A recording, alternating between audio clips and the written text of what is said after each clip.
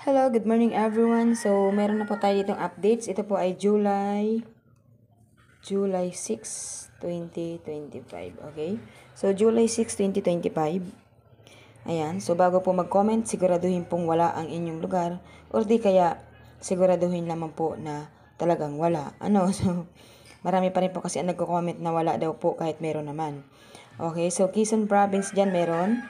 Laguna, Albay, Parañaque, Taguig, Las Piñas, Catanduanes, Quezon City, Pateros, Pangasinan, Palawan, Camarines Norte, Naga City, Puerto Princesa, Ilocos Norte, Manila City, Marikina, Marinduque, Santiago City, Bulacan, Olongapo, Bataan, Pasay City, Angeles, Cagayan at Caloocan. Okay, so nandito po tayo sa ating next na batch.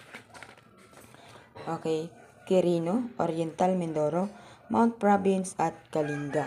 So yan po ang ating sumada updates.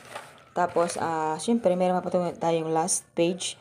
Zambales, Negros Occidental, Sorsogon, Romblon, Aurora, Camarines Sur, Benguet, Ilocos Sur, Nueva Vizcaya, Apayao, La Union, Baguio, Nueva Ecija, Ifugao, Abra, Capiz, Isabela, Occidental, Mindoro, Antique, Aklan, Tarlac, Rizal, Batangas, Pampanga at Cavite. So yan po ang ating sumada today. Hindi po talaga ako guys nakapag-update kahapon gawa ng may sakit po kasi yung anak ko. So alam niyo na yan guys, kapag meron akong hindi ako nakapag-upload or hindi ako nakapag-update, so ibig sabihin meron po talagang reason palagi. So ngayon po magaling na po yung anak ko, papaliguan ko po siya mamaya. So magaling na siya.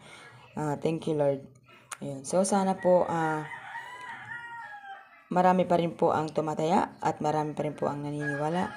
So, wag po kayong mag-alala, mananalo at mananalo din. Basta't po lagi nakaabang at lagi pong mayroong tiwala. Ayan. So, God bless po everyone. Good luck sa inyo lahat.